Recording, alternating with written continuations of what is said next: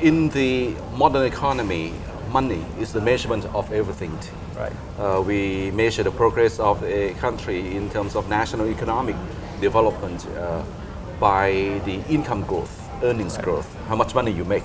Right. But in Bhutan, the country where you come from, there is another measurement that is happiness, and you have come up with the famous gross national happiness index. Right. And can you tell us, about this concept? Well, the concept of gross national happiness has been debated and discussed a lot in the global forums. And it's probably a good thing, because more discussions and more debates would only lead to refining the principles of GNH. To answer to your questions about the concept of GNH in essence is delivering happiness to people. But how do we do that? By providing people, by providing an environment in which people can be happy. So money is not the factor in this case? Money is not the factor, yeah. Money is one of the factors? Money is one of the factors. Not all of the factors? Yes, so you can see there are 4 pillars of GNH. So First one?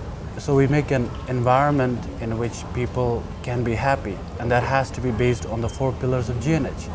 And they are good governance, economic development, protection of culture, and conservation of environment.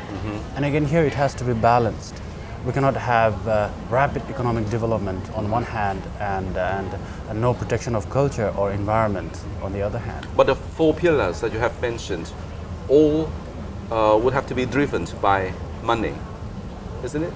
Well, you are right, but let me tell you that when we talk about GNH and when we talk about GDP, these are 2 different things. GDP measures economic development purely by giving it a number of value, and recent literatures about GDP tells us that it is a flawed way of measuring economic growth. But when you talk about GNH, we measure people's happiness. We do not measure people's economic prosperity, for that matter. But economic prosperity is one element when we measure GNH. So that's why we have economic development as one of the important pillars of measuring GNH. But do you think that the majority of the Bhutan people understand this concept?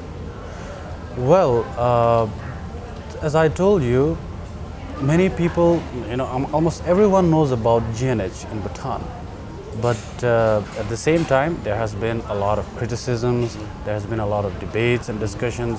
Because the last time that I talked to you mentioned about the economic difficulties that Bhutan is now facing. How come that your country, a small size with a population of about 700,000 people, and a very small economy, and very good environment, very self-sufficient, and then how come you are facing economic difficulties, but at the same time you already have the gross national happiness index already? Yes, that's why. Isn't this contradictory? It is actually contradictory. That's why I was telling you that it has to be balanced.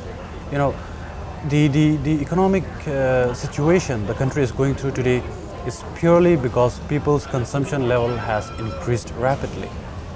And as I told you, we cannot have increased economic development on one hand and no protection of culture on the other hand. So everything has to be balanced. It's like what they follow in Buddhism, the middle path. So that is very important. Okay. So the way out is to reduce consumption, reduce indebtedness, and to go back to the middle path. Right. Thank you very much. Thank you.